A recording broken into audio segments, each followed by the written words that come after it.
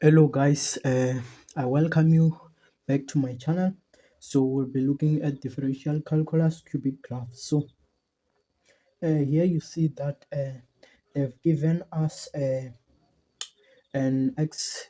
two x intercept. So as I've told you that every time a cubic graph must have three x intercepts. So you see here that they've given you two, this one and this one. So what you need to know is that this one here is also, it is an x intercept, but it is also a turning point. So if here it doesn't really look nice, so it's -3 and 0, here it's 1 and 0, here it's 0 and 3, here it's 1 and 0, it's -3 and 0. So that's it. So I've told you that this one here, this one here where I'm erasing, this one here is also a, I've told you that it is a turning point. So I'll just do this. It is a turning point and an x-intercept. So this one is double parent. So it's a turning point and an x-intercept. So what you need to do is to multiply out this whole thing, this whole x-intercept. So we'll say y is equals to a into x. So we have -3 and 0, so you know that it must be positive here, plus 3 into so as I've said that this one here have got a x-intercept and a turning point. So you both take them and multiply them out here.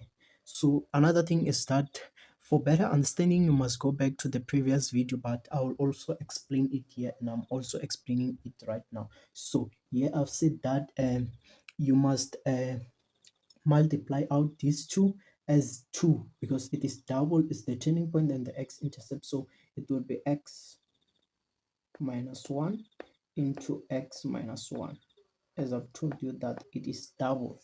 So what you need to do after that, so this is the formula that we'll use when we have the x-intercept. So that's it. Then what you need to notice is that you also have the x-intercept right there. So you will use that point. So you know that y is, the 3 is for the y value, so it'll be 3 into a.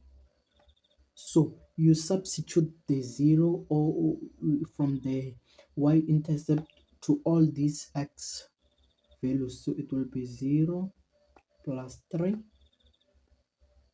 into 0 minus 1 into 0 minus 1.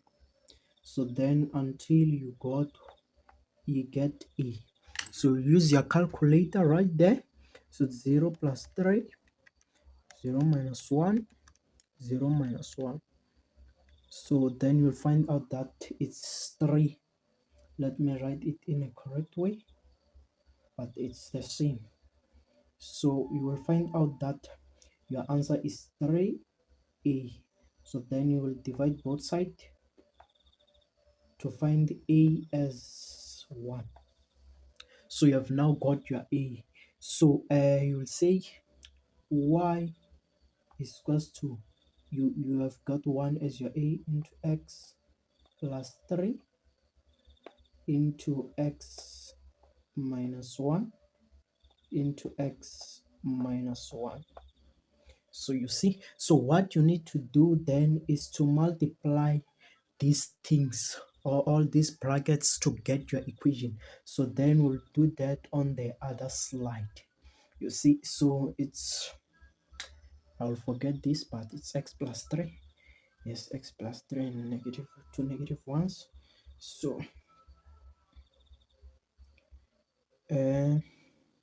So I've said that you should multiply them out to get your equation, and this whole thing is about getting an equation. So we'll say is equals to y is equals to a. You can write a, but if you don't want, you cannot write because it is